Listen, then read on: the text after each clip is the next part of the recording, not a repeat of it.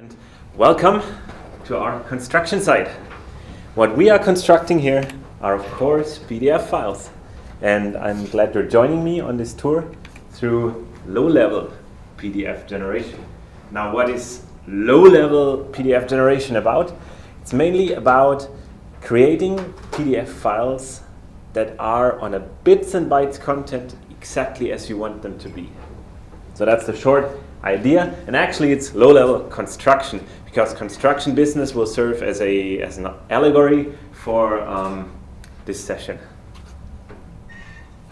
I've said that. For a clearer idea of what we are doing, I'll have to say a few things about myself. I work at Levigo, as you can see here, and one of our products is a product family called Jedis, which has a viewing application. So we're more on the interpreting side of PDF files, not so much on the writing side.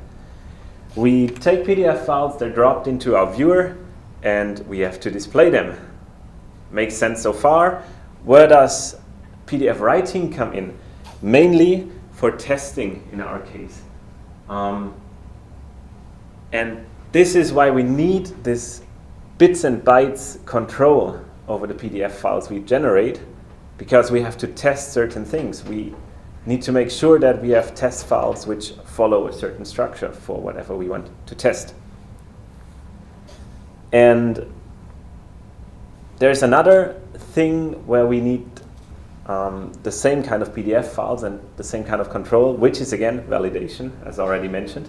Who validates the validator? If we want to build a validator, we need to create testing data for it.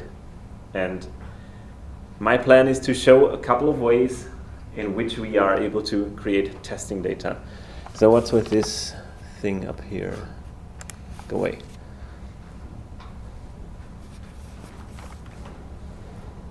So I'm not so much concerned about outputting mass data, because there's many libraries out there which are able to do a very good job at that.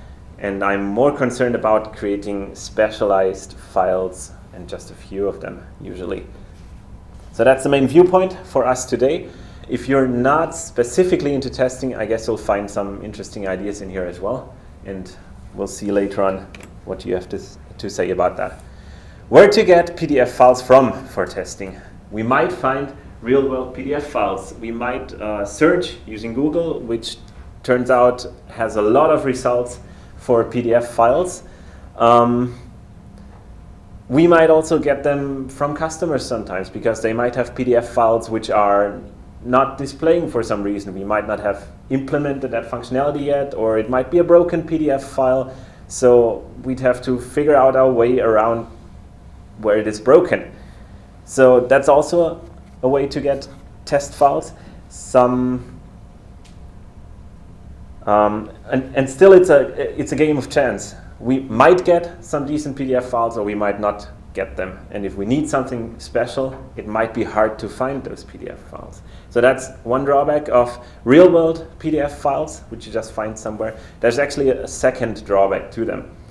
And that is that usually such files are not very simple. We had at last year's PDF conference in Basel, Hans Berfuß speaking, and he talked about testing as well. And one main point I took away from his talk was that the PDF test files we use should be specific and simple. We should test one thing with one PDF file. And that makes sense, and that's exactly where real-world PDF files fall short, because they usually contain loads and loads of paragraphs of text, which is unnecessary. There would be a couple of words enough. And they contain a couple of pages, which are all structured in the same way, where we only need one page to prove the point we're testing. So I say that usually we need to create test files ourselves. For the sake of completeness, I'll mention two good points on real-world test files as well. They help us to test interdependencies. For example, if there's transformation of text using the text transformation matrix, and there is regular transformations, and somehow we have a bug in our product, they might influence each other where they shouldn't. And we can see that in complex files. We cannot necessarily see that in trivial files. So that's one good point. And the other good point is such files usually contain typical combination of things. For example, yesterday we talked about transparency at the meal table, and you can't really find any real-world PDF files which use knockout transparency groups. Those are used almost never. But that gives us a clue on where we need to spend time getting our product fast. Because if no one cares about knockout transparency group, no one cares if it renders a bit slower for knockout transparency groups. That's just a wise thing of optimization, of spending your resources effectively. So anyway, we need to construct PDF files ourselves. And for the remainder of the session here, I'm going to talk about 5 different ways on how to construct such files. And some of these ways might be well known to you and might come in as what you already think of at first. And some other ones might be kind of unexpected or might be new to you. So let's see what we have in there. The first one is very well known. Oh, I was going to say, for each of the 5 ways, I'm going to name some strengths and weaknesses and say where they can be used successfully, or name examples where I have used them successfully. So I guess that'll help us also afterwards in the discussion. Maybe you have some stories to tell where you have used file creation. The first option I'm going to highlight as the first way of creating PDFs is actually a quite straightforward option. You could simply use one of the many applications which are out there. And there's, like, for example, Adobe Acrobat or Adobe Illustrator, which create decent PDF files. Illustrator is great when it comes to page contents. You can do almost anything. There's loads of other libraries. Some of you might have their own libraries. And you can even use a PDF printer and print from any other application. Quality might vary, I grant you that. But it doesn't produce unexpected stuff, because real-world files they just use the same methods. So that's definitely a good way. And all of these options are valid options for generating PDF files. Conceptually, there is no difference between real-world files and the ones you create yourself by using such applications. However, there is one big plus, which is you can leave out all the clutter I just mentioned. You don't have to put in lots of text. You can just use the minimal text. So it's possible to create these simple and specific test files, which we intend to create. It's a fast way, definitely. You just start the application and click a few things, and there you have your resulting PDF. And it's fairly safe too. You cannot really create anything terribly wrong. If something is wrong, then it's a bug in the creating application, but you cannot create intentionally wrong things.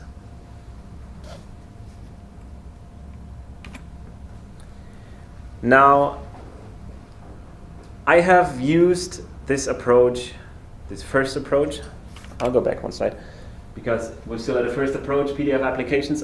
I've used this approach for example, in recent time when we did some work on PDF encryption. And there it comes in very handy, because you just take some PDF file and start Acrobat or something, tick the encryption checkbox and select your algorithm, and then export it. And here's your encryption file. So it's a fast way to start up for initial test file generation.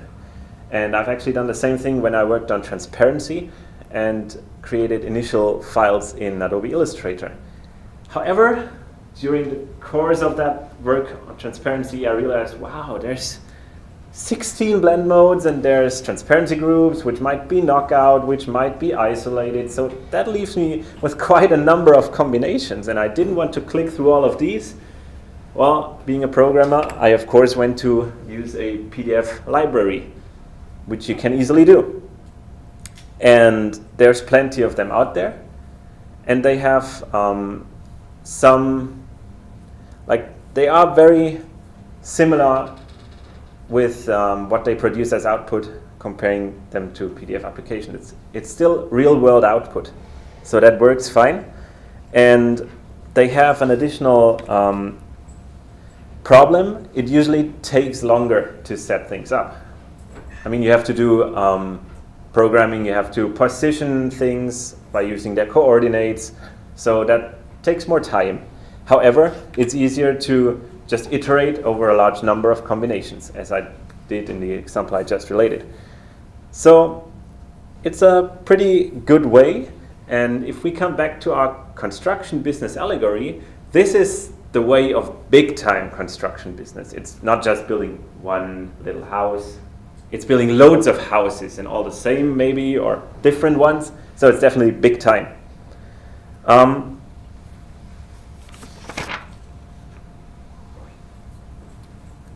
The libraries which you can use, they vary in the abstractions they provide. We said that we wanted to have PDF documents created with control over their internal structures. Now, how much control we have depends on the library.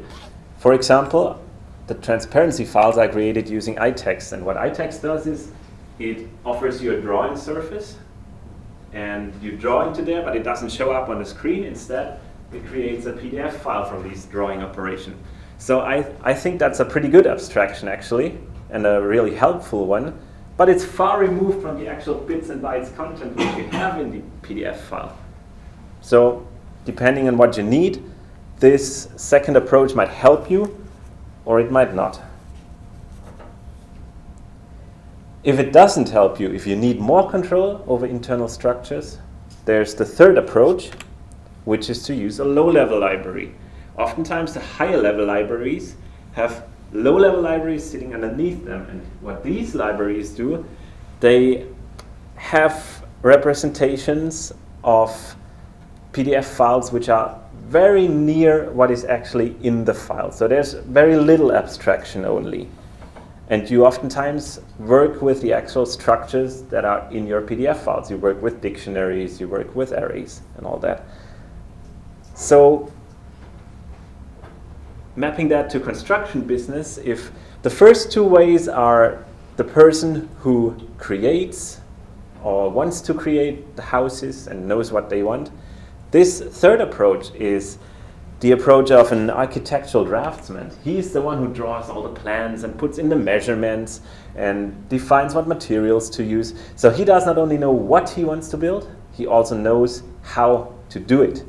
So you need a lot of knowledge if you want to create PDFs using such low-level libraries. An additional thing is you need to know two things. You need to know what should be in the PDF file, the contents you have, and you need to know how to do it using that library. You need to know the mapping between the library function and what you want to produce. So that's additional complexity, and that's something I have encountered. It's oftentimes quite tedious to use these libraries because you have to do things in unusual ways and have to know exactly where you're heading. So I actually didn't like that approach very much. However, it gives you a lot of good things too. You can create intentionally broken PDF files, because sometimes you need that. You need to be able to display broken PDF files, and you need to have broken PDF files if you want to validate the validator. It should say this is a broken file, so you first need to create a broken file. You cannot really do that with the first two ways. You can usually do it with this third approach because it doesn't really check what you do. There's no safety net. That's bad on the one side, but on the other side, you can choose what you like to do. Or another positive thing, what if new functionalities come up? What if PDF 2.0 is released? At first, there will be no library which is able to produce the new PDF 2.0 stuff. So how to create test data for it? You can use a low-level library because there's many options in there to create stuff. There's a fourth approach, but I must warn you. It's, I guess, an unexpected approach and an unusual approach, and I'll leave it to you to judge if it is a working approach. You can write files by hand. And I have never actually done this, but you could fire up a hex editor. I mean, a text editor might get you some way, but at some point, once it comes to streams and all, you might have to use a hex editor. And you can just start out and create your own PDF files by typing in what you would like it to be. So it's an error-prone way, definitely. And you have to think of lots of things. And many things are very hard to do. For example, the length calculation of a stream. Or what about stream compression? You need to compress it somewhere and then paste it in. So it's not really a great approach. I think that's more something for artists. You take your time and you paint out your PDF file. It's not really useful. However, it has, on the plus side, you only need to know PDF and its internal structure. You don't need any longer to know the mapping to library and its functions. You only need to know PDF. That's good, and you can write down exactly what you like. So that's pretty good, pretty straightforward, but pretty complicated as well. After all, I don't think this idea is really useful, and I guess you're agreeing. Now, a bit of time ago, some months ago, my colleagues and me were stuck with kind of these 4 ways of creating PDF test files. That was what we found so far, and none of them really satisfied us for the types of PDFs we wanted to create and for the control we needed. And then someday, it was actually Francois who came up and said, we need something different. We should have PDF plus macros. What? Yes, let's put macros into PDF. Let's find a way to be able to type the PDF files just as we would like them to be, and have macros which do all the hard stuff, such as length calculation and drawing in content streams, maybe from another file or something. Not a bad idea. So we started hacking and came up with something actually in pretty short time. It was good fun too. And before I waste many words, I'm going to run a small example for you. What you see here is a regular pages dictionary as it appears in, I guess, any PDF file. It's object number 3. It starts a dictionary, which is of type pages. And then you need to have references to the actual page objects, which are stored in kids, which is an array and has references to 2 objects, number 5 and 6. And after that, you specify that there is a total of 2 pages in this file. End of dictionary, end of object.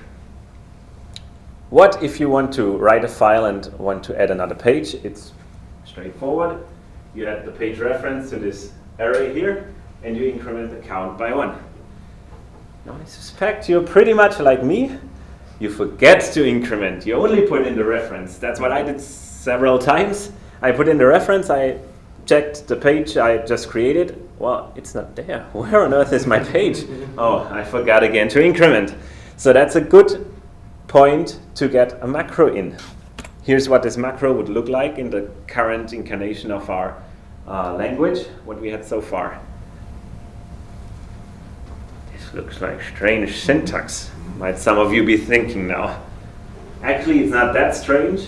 The reasoning behind this syntax is we only added one small thing to the normal PDF syntax, and that's the curly braces you find here, which signify the beginning and end of a macro. Anything else is normal PDF syntax. So what's inside the curly braces are actually PDF objects. The name of this macro, which is pages dictionary, is a regular PDF string, and there is one parameter afterward. It's always one, but you can have an array, so you get several parameters again, or you can have a dictionary. The basic idea behind that is it was very easy to create the macro compiler in that way, because we could use all of our parser, lexer logic we already had and just edit this small additional thing which allows us to find the macros and parse them. So what can you do with those macros?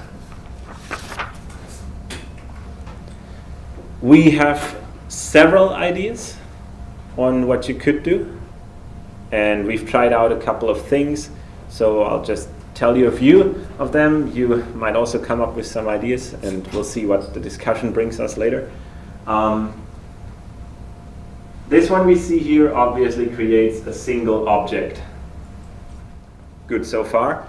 We might have macros which generate parts of an object, so maybe one single dictionary entry. We have macros which create streams.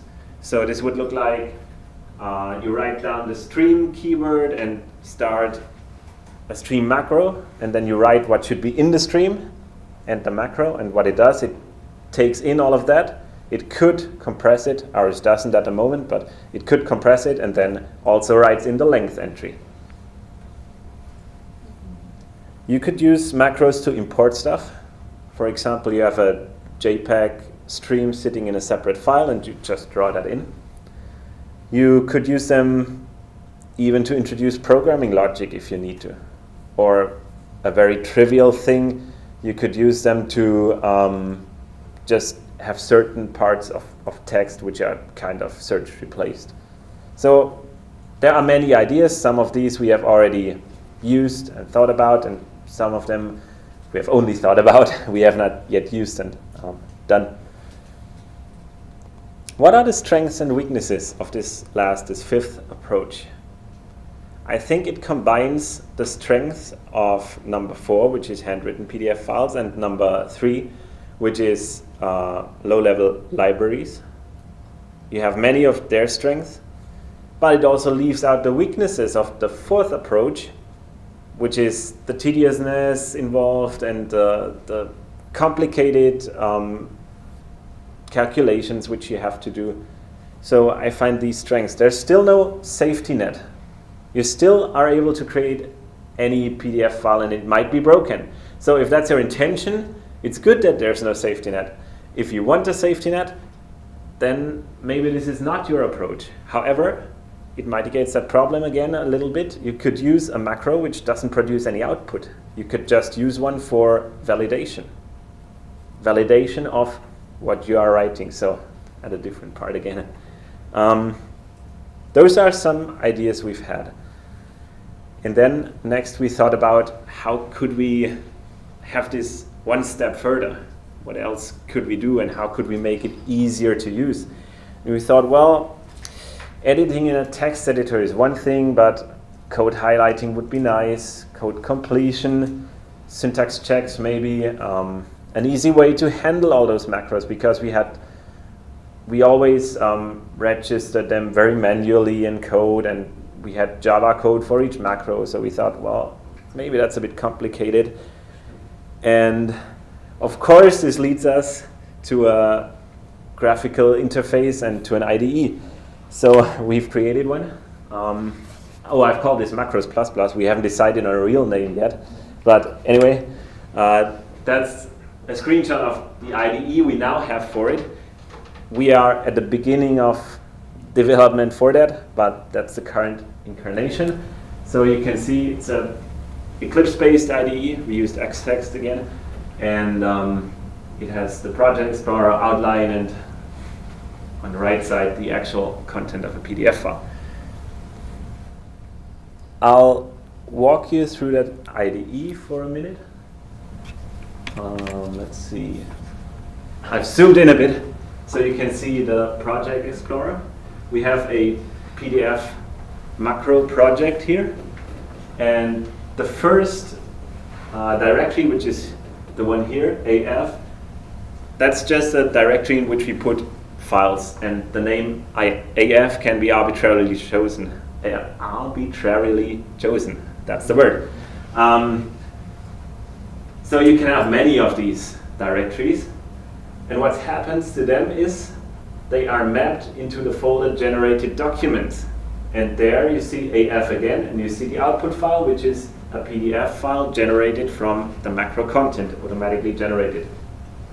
There's another file which is an in-between file during the transition from macro to real PDF. Below here you see the scripts folder. Currently it's always named scripts, and in there you have another folder which is for scripts that generate whole objects, and here's the script to generate a pages dictionary. We've already seen what it does in the example. So that's the idea behind a project for compiling PDF macros. We walk on to the part at the bottom left, which is the outline. What you get using Xtext is an outline of the files you have on the right side, the files you're editing. I guess some of you might know that from Java source code, and usually other IDEs also provide outline view, which helps you to navigate quickly through the file you're editing. Now, what's remarkable about this is that you can see pretty easily the actual objects involved with their number. In some cases, like page or pages, they have a type entry which is automatically taken here and also shown in the outline. And then you have deep inspection of these objects. For example, here the object number 10 is a font dictionary, which has one font named F1, and that's actually a type 1 font based on Korea and all that. So you can see the whole dictionary in this outline and navigate through it. Moving on to the right side is where the code is. Here's the macro again. We've removed the regular braces, so this is no longer a PDF string, it's now just a normal identifier. It was easier to do now using that Xtext logic. Down here is object number 5, but you see that you get automatic code folding. Here's number 10, which we've already seen, the nested dictionaries, which appear in the outline on the left side. And at the bottom, there's one more thing which is interesting, because we have a stream here. And that's one of the really helpful things about this macro compiler. You can write page content streams just as you would like to see them in the PDF file, which is then generated. And that stream content is taken to the file, and the length is automatically computed. You also have content assist for the stream content, so it's fairly easy to write stuff, and you fairly easy know what you can do at a certain point. So yeah, that's the main thing about this user interface, and that's also the 5 ways which I was going to present you with. And now I am curious to know what you think about the ways, where you have, well, maybe questions for any of the 5 ways, or especially for that last new, I guess, rather uncommon way. And then I'd like to know where you have used one of those ways, if you have a story about creating your test data or PDF files. So, up for questions.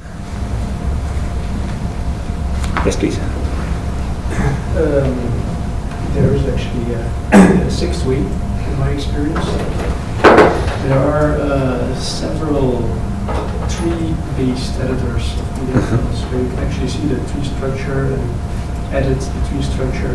So it's probably quite similar to your outline view, except that you actually see a tree instead of the objects below each other.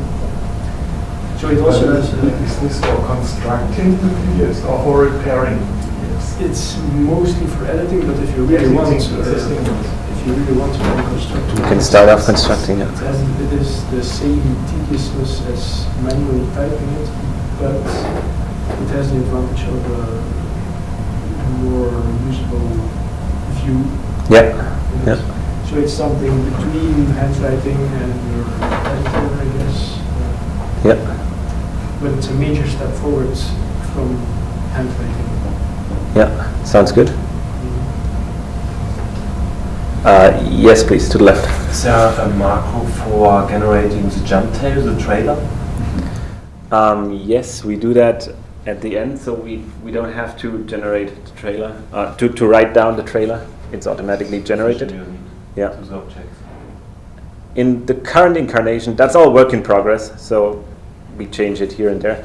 In the current incarnation, you don't have to write down a specific macro which generates the trailer. We just assume that you would want to have a trailer, and we just generate it. But you might want to create PDF files which don't have a trailer. I mean, there are some out there, and for some reason, I guess it involves magic. Adobe Reader can still read them. So if you want to simulate that, you'd leave that step out, yeah. But yes, it generates it. Yes, please. I skipped the second and third method. I experienced with the fourth and we tried it the fifth. So how can I do it? Do you release it somehow? Can I access it? Hold it somehow? Are you selling it? What are you planning with it? It's internal use so far. It is internal use so far, yes. And we are not completely made up yet what happens to it. I think there's some discussion, but well, the two of us think it would be a great idea to have it open source, but I can guarantee that right now. We have a little fight inside our company, as you would love to see that tool open source, but we've presented it here to give you an idea. You could do pretty much the same thing with pure JavaScript and PDF.js within, well, it depends on how good you're at JavaScript, but you can do the pretty same thing using these tools. It extends the PDF.js parser to accept some kind of macro. To get back to the tool, we'd love to open source it, but we are far away from that. We have to convince our boss. Yeah, we'll see what happens. But I think it would be a good idea to have it open source and to get others in and doing the same thing. But I don't know, what do you generally think of it? Do you think that would be worthwhile having, and would it be useful to you at all, or is that something which we just use? Yeah. You said earlier that you would like to have files with different combinations of parameters, that you like to have 10 PDFs with have some different transparency settings and stuff. So do you support variables? That would be great on top of that to have variables and recombine these files in macros. Is that possible or planned? The idea behind it is that you can write your own JavaScript files which contain your own macros. So you are fairly flexible and you can write your macro which does all of that. So you would write one which takes maybe parameters, let's say the 16 blend modes as parameters, and then in the macro it would iterate over all of these and would create the output again. So that's perfectly thinkable. Yeah. Okay. So you asked. Yeah. It would have been useful for me already in the past. Yeah. Because sometimes I get tasked to create test files for specific use cases. Yep. And like, if I think of I should create test files with 200 different fonts or stuff like that, or having it individually to test a converter of some, say, PDF to AFP or whatever. Yep. If you could do it, a tool like that very quickly and add new fonts as they come along to test them as well. And there's a lot of use cases you can think of, just creating test files which have this property of being simple and just using that one aspect, but also combining it with different other things. Cool. So what is it? If I can contribute my point of view, I was involved in the development of one of the tree-based tools in Focus Browser. Many years ago, we had the same internal discussion. So we've created this thing for internal use. What do we do with it now? Well, we actually created it because someone had fun with the project, but So had we. he was the boss, so who could say anything? The decision eventually was made to not open source it necessarily, but to make it available. And Yeah. to make it available for free. That was important because we thought, first of all, we're never going to get any amount of money out of that because the market is very Very small, yeah. And if we provide it for free, no one can come back and complain about that it doesn't do this or this because it's free. If you don't like it, don't use it. You haven't bought it. It's free. Yeah. So that was the thought process for that, Yeah. that tool. Thanks. I think the whole market sits there completely in this building at the moment. Pretty much, yeah.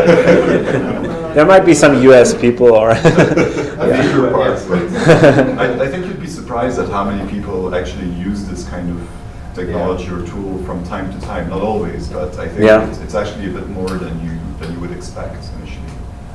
Okay. I'm not saying they would pay for it, but Yeah. Maybe the people here just have it as their or one of their main businesses. So yeah. Well, Yes, please. As a customer and a user in this department, to be able to trust the PDF where it is and the converters and what they're doing and the needed validator that is needed for the market to develop and move on, and for the customer to have the trust of saying what I have is good or bad and will it still be usable tomorrow, that we are starting to construct our own PDFs with all the different things that can be in it because we don't know where else to get it from. So tools as such that would be a great benefit to save us time in constructing documents, good, broken, whatever, so we can say, does it work, Yeah. does it not work? What do we have to do? What's going on? To test the rare features of PDF. Okay, they may be rare today, who knows if they'll be rare tomorrow? Because once it starts to break True out, enough. who knows what direction it will take, so. True enough. You need the flexibility of generating anything it can do, and in different combinations or individually. So the need will grow, but the biggest piece missing is a validator because we ourselves looked at different validators and getting different results from different companies saying, okay, is it mature yet? Okay, it has to hit that point of maturity that Vera PDF that you guys are talking about needs to get out there, needs to be independent for everyone to use so everyone can check it independently and have their own in their company for running the engine to check what they're generating to make sure we're not generating garbage. Yeah. And then it will start to fly. Okay, it's everything. By the time it hits mainstream for everybody else that's been in development, it's old hat and you guys are going on to the next thing. But that's life. Yeah. maybe one comment on one of the methods you had. I don't remember the number, but the hand coding one, the one that no one wants to do. Yep. I have actually used that for a very good reason, and that is if you have a complex test file, because you need to have a complex test file, but you want to change one of the aspects that is not easy to change, you very often have no other way than simply by text editing.